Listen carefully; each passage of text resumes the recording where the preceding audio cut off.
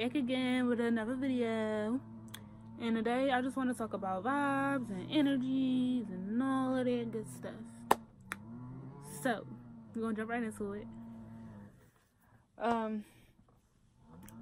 Vibes, energies. First of all, I just want to say, don't let nobody ruin your vibe. That's rule number one. Like, once you jump out of bed and once you decide that your day is gonna go this way, don't let nobody change that. Don't let nobody cast their insecurities, their problems, their negative energy onto you and taint your whole mindset and ruin your day. Don't let it happen, because you are the only one in control of whether that happens or not. Like, you do understand that you can choose whether or not somebody get on your nerves, right? Like, you can choose not to play into it. You mean, like, you can just ignore it, basically. You don't gotta let stuff bother you. You don't have to play into everything that wants to play with you. It's pretty simple. Like, don't let nobody ruin your vibe, alright? You're on your Kendrick Lamar. And now that that's established, you want to take note of positive and negative vibes that you get from different people, places, and things that you interact with.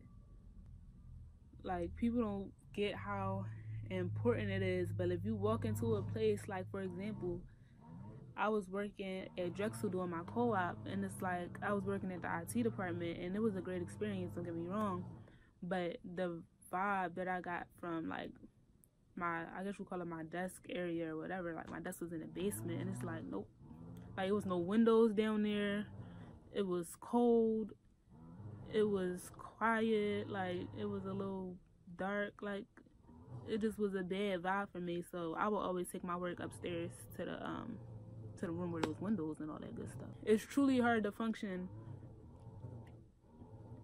if you in a space that doesn't cater to your energetic needs. Kind of like I was just at YUC, my alumni organization that I'm working with, and we were talking about Lauryn Hill and how she canceled her whole show. She called it off because her chakras wasn't aligned. Now, I think that was a little bit extra, but her point was definitely valid. Like, if you're in a space and it's like giving you a bad energy, it's going to be a lot harder to function and do what you need to do. So that's why I'm making sure that the places that you go are places that benefit you, on an emotional level. For example, you're not going to want to go back to a place where you had childhood trauma and, make that your workspace. Same concept. Second part of that, I'm going to save people for last because I feel like that's like one of the most important ones. So the energy that you get from things. It's very similar to the idea of the energy that you get from a specific place. You might have a thing, like, for example, you have a necklace that your ex-boyfriend gave you. That's probably going to give you bad vibes because it's bringing up good or bad memories. Either way, you don't want to think about them. So that's probably going to give you bad vibes. But even that, that's still something that should be addressed, because emotions should never be suppressed. They should always be addressed. At the right time, of course. So that's still something that you're gonna have to address, but that's another video. As I digress, if you have like a ring from your grandmother or something like that might give you positive vibes, you might look at it as your lucky ring or something like that. So you can kind of consider vibes as the emotional connection that you have with a person, place, or thing.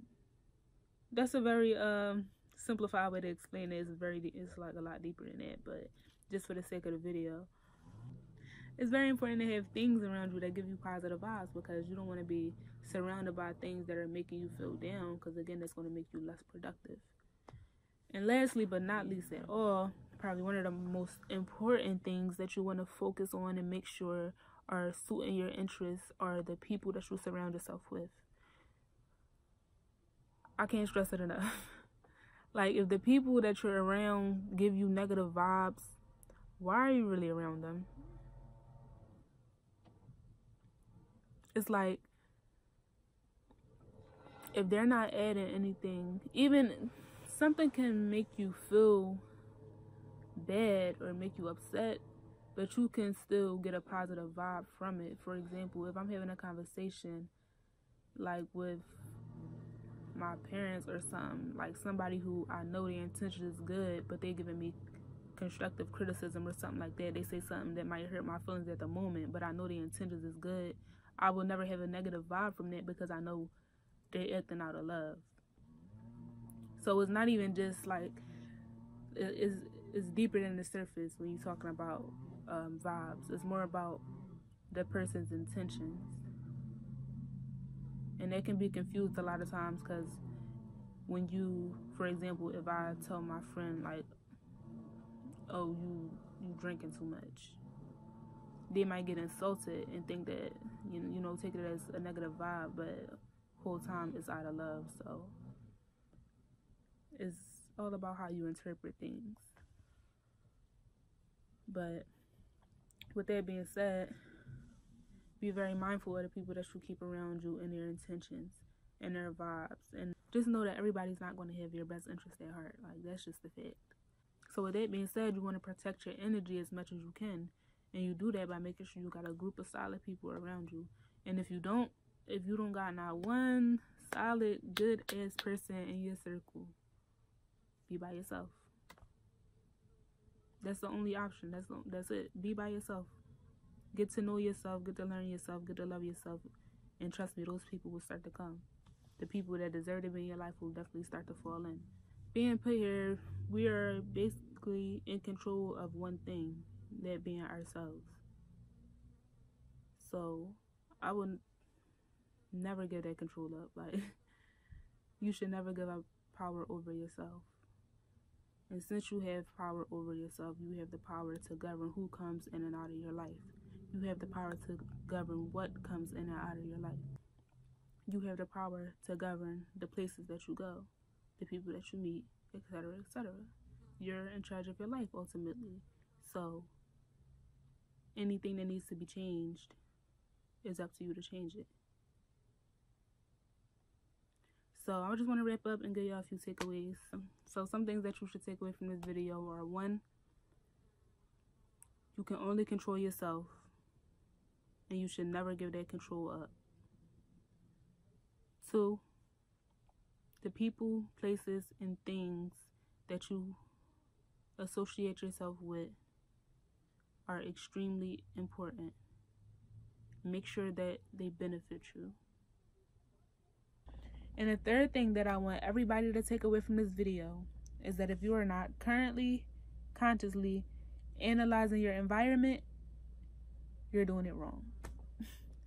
In all seriousness, if you're not, like, at this moment and at all times thinking about how the people that you interact with, the places and things that you let into your life are affecting you, then you're missing out on the ability to actually control your life. If you don't consciously think about how things are affecting your life, then you completely dismiss your power in being able to change them. In other words, I would say that you're not actually living life, you're just letting life happen to you.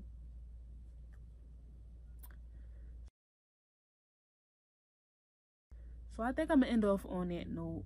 Those are some main points that I want everybody to take away. And with that, I just want to say thank you to everybody for watching my videos and tuning into my channel. Please like, share, subscribe, comment, and I will be back again with another video. Don't forget to live in love.